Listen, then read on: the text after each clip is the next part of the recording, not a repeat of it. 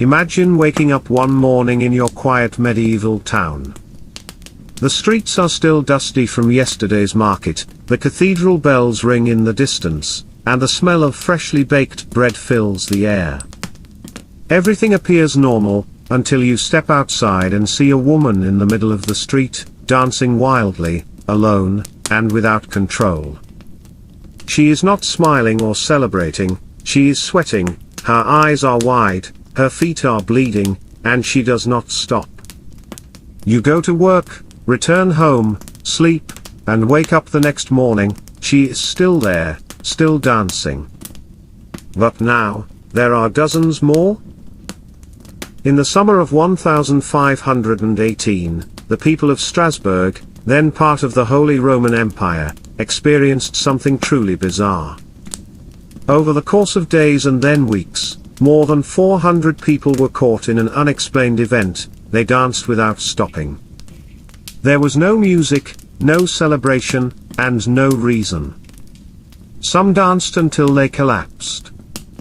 Others died from strokes, heart attacks, or pure exhaustion.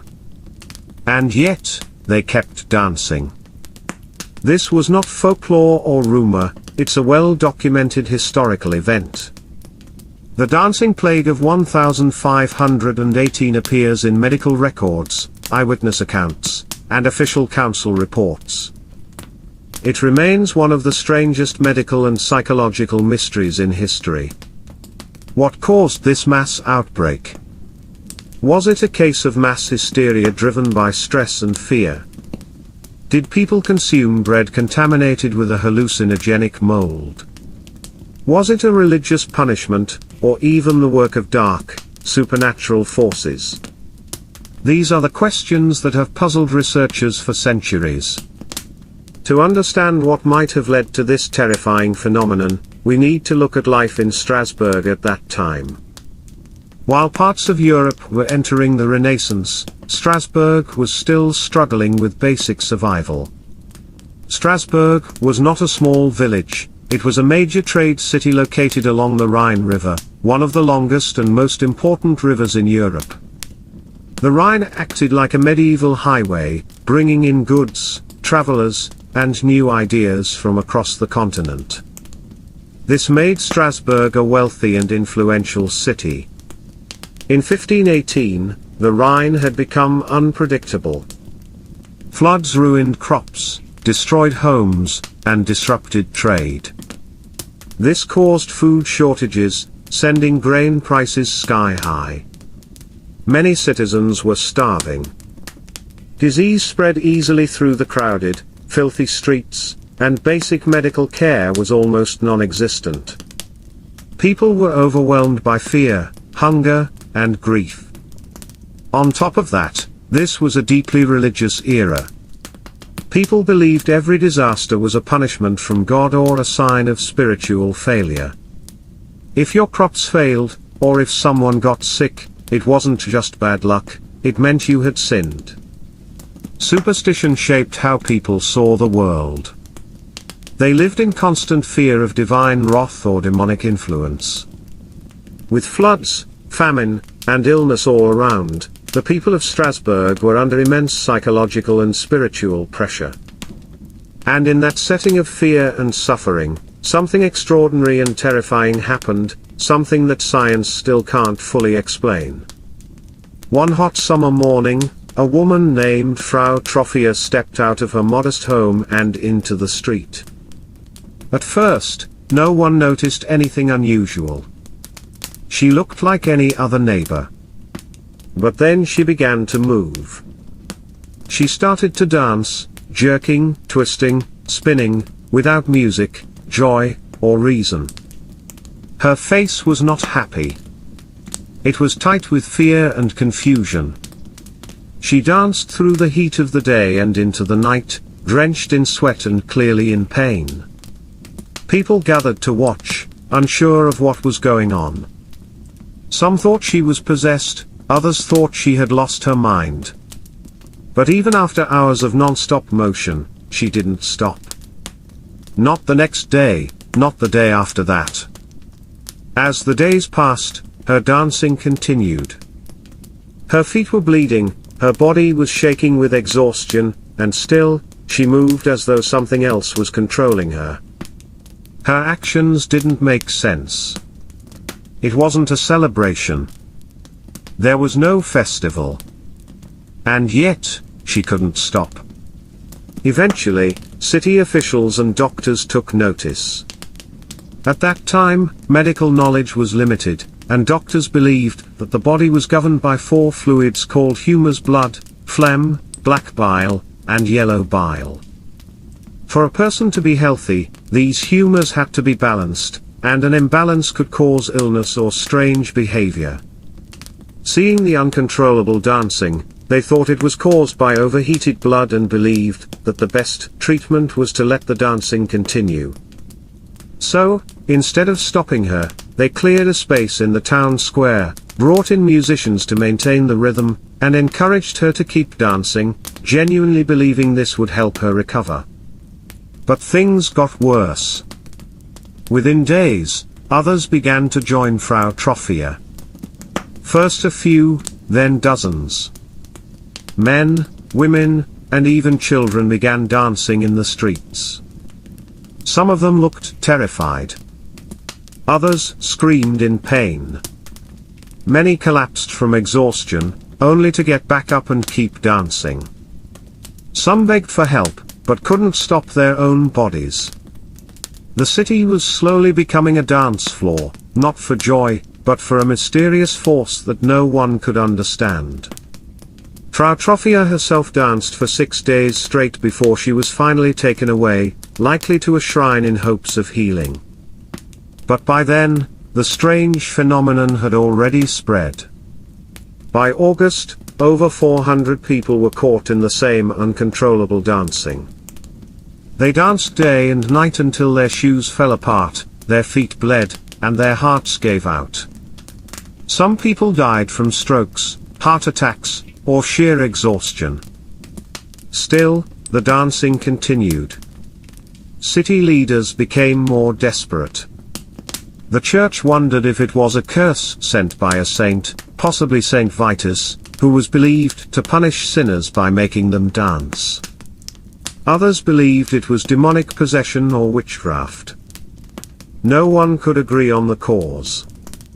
The city council, still following the advice of doctors, made matters worse. They built stages and hired more musicians, hoping the dance would run its course like a fever. Instead, the chaos grew. Onlookers watched in horror. The streets of Strasbourg, once used for trade and daily life, now looked like a stage for a terrifying performance. People flailed uncontrollably, foamed at the mouth, and cried out in agony, but the dancing would not stop. Weeks went by, and the fear grew deeper. People whispered about God's punishment. Others believed the city was cursed. Tension spread like wildfire. Families were terrified their loved ones would be next. Strasbourg had become a city in panic, frozen by a crisis no one could control or explain. It wasn't just a health problem, it felt like a spiritual disaster, or worse, the beginning of the end. What could cause hundreds of people to dance themselves to death? For centuries, scholars have asked the same haunting question: what really caused the people of Strasbourg to dance until they nearly died? One of the earliest and most talked about theories is a biological one: ergot poisoning. Ergot is a poisonous mold that can grow on damp rye, the grain used in bread. When people eat bread made from ergot-infected rye, it can trigger hallucinations, which means seeing or hearing things that aren't there, muscle spasms, seizures, and even death. This same fungus is also believed to have played a role in the Salem witch trials in 1692. Salem was a small Puritan town in colonial Massachusetts where a wave of fear and religious panic led to the execution of 20 people accused of witchcraft. Many of the accused showed strange behaviors like convulsions, hallucinations and fits, symptoms that, centuries later, some scientists suggested might have been caused by ergot poisoning from contaminated rye bread. The symptoms, twitching, jerking, confusion, do sound similar to what happened in Strasbourg. But there's a major problem with this theory: ergot poisoning usually weakens people. It causes the body to spasm, shake, or collapse, not to dance continuously and in rhythm for days or even weeks. And if moldy bread was the real cause, why didn't everyone who ate it get sick in the same way? Why did it affect people unevenly, and how could it last for so long across so many different people? These questions make the ergot theory interesting, but not fully convincing. Another explanation is spiritual. Some people at the time believed the dancers were cursed or possessed. Many in Strasbourg thought they had been punished by Saint Vitus, a Christian saint who was believed to have the power to afflict sinners with uncontrollable movements. He was known as the patron saint of dancers and epileptics, meaning people prayed to him for protection from dancing illnesses or seizures. So, when people started dancing wildly in the streets, many believed Saint Vitus was behind it. In hopes of curing the afflicted, city officials took the dancers to a shrine dedicated to the saint. There, they walked barefoot, some already injured and bleeding, and were placed under a statue of Saint Vitus. Priests gave them red shoes that had been sprinkled with holy water and marked with religious symbols, then prayed over them to lift the curse. Some stories say this ritual helped. Others say the dancers collapsed from exhaustion and never got up again. Today, many scientists and experts look at this event through a psychological lens. A leading theory is mass hysteria, now known as mass psychogenic illness. This happens when large groups of people, under extreme stress or fear, start showing the same strange symptoms, even though there's no physical cause. Back in 1518, the people of Strasbourg were living through a hard time. They were starving. Diseases were spreading. Religious fear was everywhere. Life was filled with anxiety, and people truly believed in unseen forces, like curses, demons, or divine punishment. In such a tense and fearful environment, when one person breaks down, others may unconsciously copy the behavior. Fear spreads like a virus. The body reacts to what the mind believes, and others around you start to believe it too. You might think this couldn't happen today, but we've seen similar cases in modern times.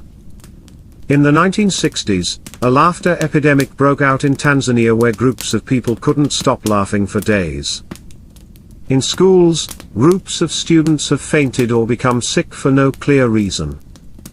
And more recently, social media has even caused waves of mysterious illnesses to spread among young people. These are all examples of how powerful, and contagious, the human mind can be. So, what really caused the dancing plague of 1518? Was it a poisonous mold? A religious miracle or curse? A mental breakdown shared by hundreds of people? The truth is, no single theory explains everything. This strange event sits somewhere in between belief, biology, and the deep human need to deal with stress and fear. It remains a mystery, a haunting, real-life riddle in motion. A dance of despair. One thing is certain, Strasbourg didn't just experience a strange illness. It became the stage for one of the most bizarre and unforgettable events in human history. By late September 1518, the music stopped. The dancers, those who hadn't collapsed from exhaustion, died from heart failure, or disappeared into shrines, gradually slowed down. Some were carried away. Others simply dropped where they stood, never to rise again. The epidemic had lasted for nearly 2 months. Hundreds had danced. Dozens had died. The streets returned to silence, but the city would never be quite the same. There was no closing ceremony. No final explanation. No one was held responsible. Strasbourg's council quietly dismantled the stages. Physicians stopped their experiments. And the clergy, for all their prayers and exorcisms, faded back into routine. Those who survived rarely spoke of it. Perhaps out of shame. Perhaps because they didn't understand what had happened to their own bodies. Some records were kept, fragmented city notes, letters, diaries. They tell us just enough to believe it really happened. But not enough to say why. What started it? Why did it spread? And why did it stop as suddenly as it began? Today, Strasbourg thrives. The streets are filled with tourists, cafes, and laughter. But somewhere beneath the cobblestones, echoes remain. Echoes of a summer when music haunted the air, and an entire city danced, not for joy, but from something far stranger. We may never know exactly what possessed Frau Trophia, or what unchained the bodies of those around her. But one thing is certain, Strasbourg's dancing plague remains one of the most chilling and baffling mysteries in all of human history. And maybe, just maybe, the dance isn't over. It's waiting for another stage. If you found this story fascinating, don't forget to like the video, subscribe for more strange and forgotten medieval mysteries, and let us know in the comments, what do you think really caused the dancing plague?